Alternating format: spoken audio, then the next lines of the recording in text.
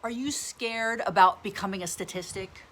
Are you petrified that you're gonna wind up in the hospital with COVID-19 and maybe they won't even have a ventilator for you? You know, right now, the governments around the world are telling us things that we can do, behaviors we can do to be safe. Social distancing, buying gloves, washing our hands, and on and on. We're all going crazy and watching as we see numbers of our friends, family, loved ones, and people around the world just become statistics. But the craziest part about this is there's something that no government and not even the World Health Organization is talking about.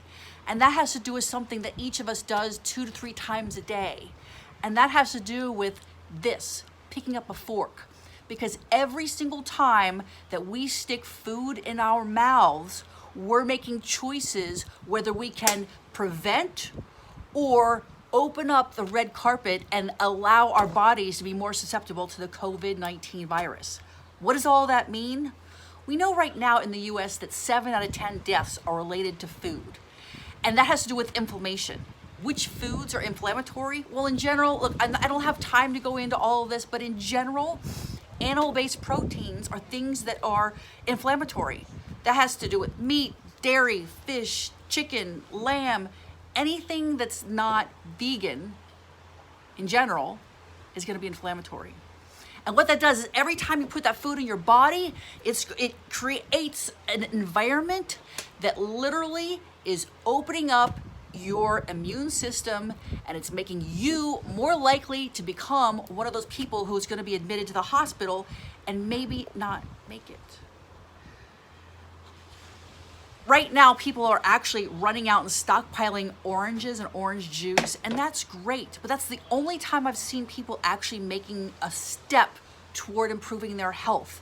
We all know that we want to stay healthy and we don't want to wind up a statistic. But believe it or not, people don't realize that there is this massive connection.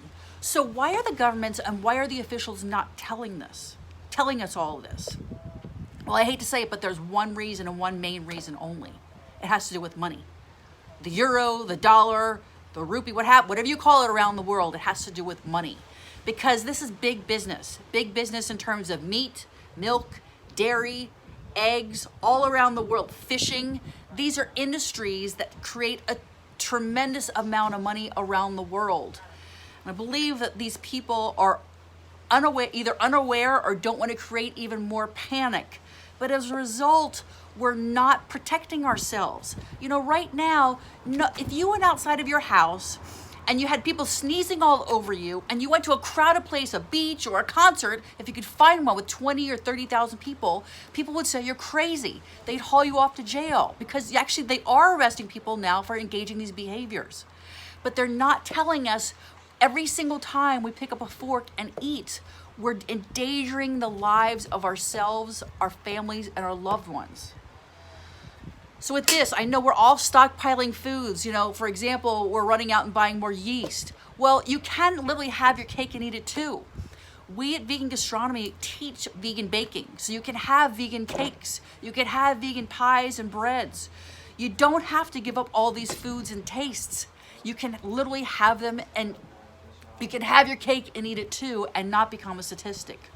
Right now, we want to make it available for you to be able to cook better for yourselves, your families, your loved ones. Not only now, but also in the future.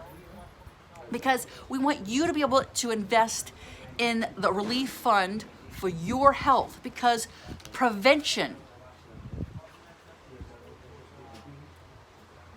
is worth a lot more than the cure. So go online, check our website out at vegangastronomy.com. We're making our online courses available much cheaper than we ever have. There's a flash sale. It's the first tab on our website. We have courses that can address almost any type of eating. It will help you and your families eat a much safer, healthier life, healthier diet. But you know what? Don't just listen to me. Go on a website. There's a man named Dr. Michael Greger. He has pioneered the website called nutritionfacts.org. He also wrote a book called How Not to Die. How Not to Die. And it's all about nutrition and how what we put on the end of our fork relates to how likely we are to wind up in a casket and become a statistic and a death today, or be able to live a long, healthy life into the future. So please do a favor to your family, your friends, and yourself. And go check out our website as we help you be able to still stay at home, be safe, self-quarantine, social distance, have wonderful foods, and don't wind up in the hospital and become a statistic.